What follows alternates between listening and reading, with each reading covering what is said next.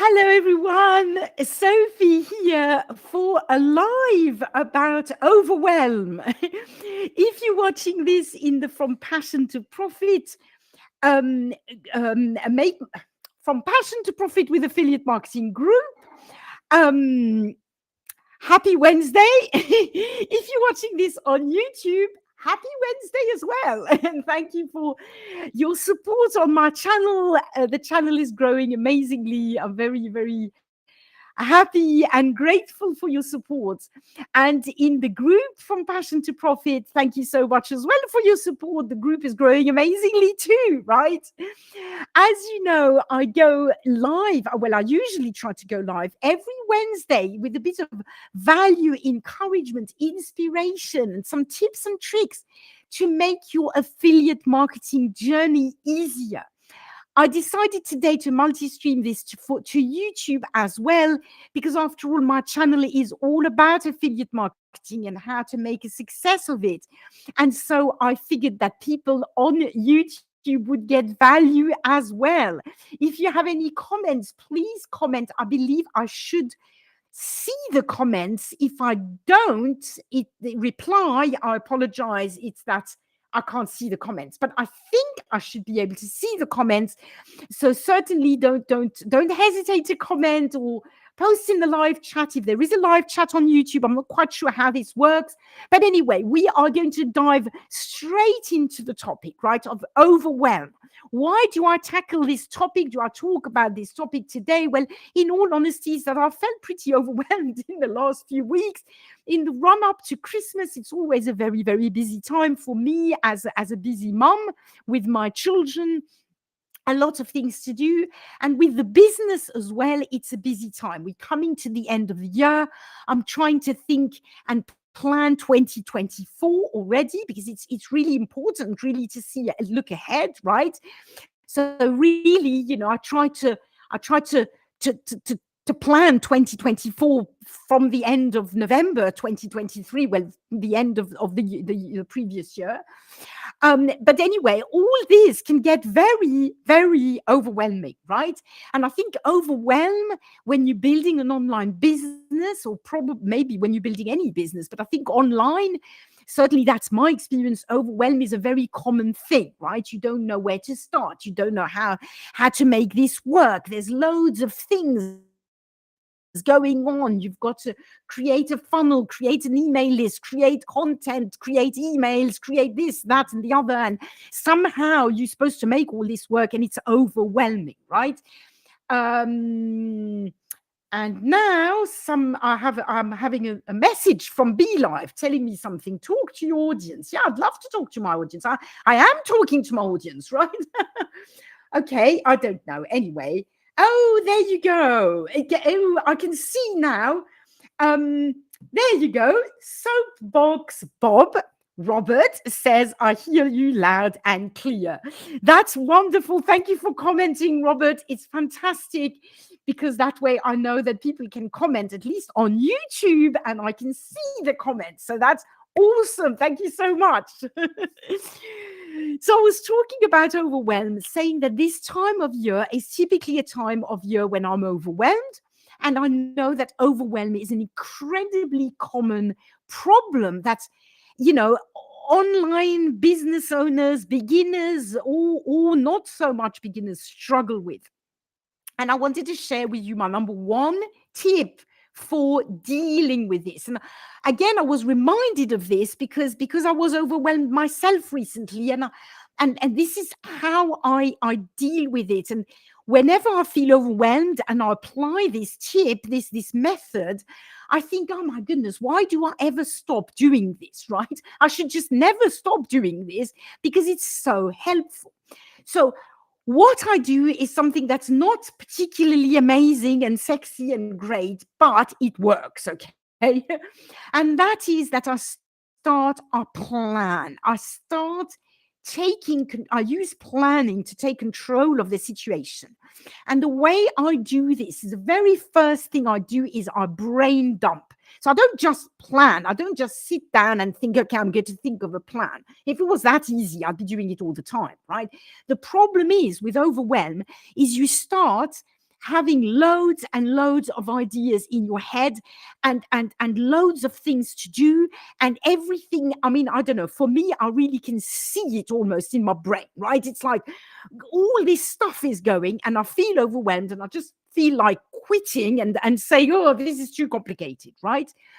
So, what I do to deal with that, my first step is I personally take a physical piece of paper, or, there you go, an exercise book like that, and a good old pen. And I write everything down, and I brain dump everything. And I mean, just everything. I don't censor myself.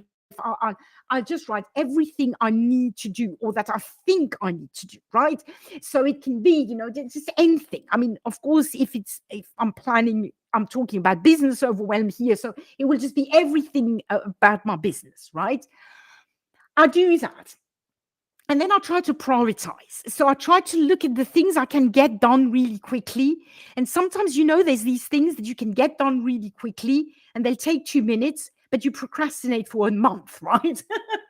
So, I kind of, I look at this list and I think, oh, for goodness sake, this is ridiculous, right? There's these 3 things. It will take me 2 minutes each to do, and then I can check them off my list. And that's already a massive relief. So I do that. But then, more importantly, I would say, I look at the priorities. I look at what is absolutely non-negotiable. And in top of the priorities for me are the activities that are going to generate me income, that are really important for my business.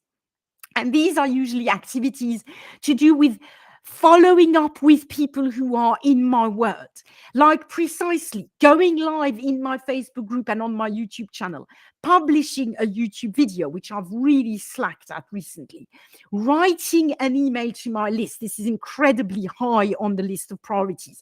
I'd say even higher than anything else, really. That's the top priority. It's more or less these things, right? And I look at these and I think, okay, now these are, I circle them, I make clear these are the most important. And then, at the bottom of the list is like other silly things, like, I don't know, yeah, like, I don't know, changing the font on my emails, right? Or, things I've been thinking would be quite nice to think about, but they're you to do, but are not going to make that much of a difference, right? If any difference at all. So already that exercise really helps my brain, and I know it will help yours if you're overwhelmed, because it just is a fact that once you write everything down and you sort things in priority order, it's already a bit ordered, and whew, you breathe a sigh of relief. My next step after that is actually to stick all this in a plan. And that's the kind of part that I don't really like, but there you go. It helps undeniably.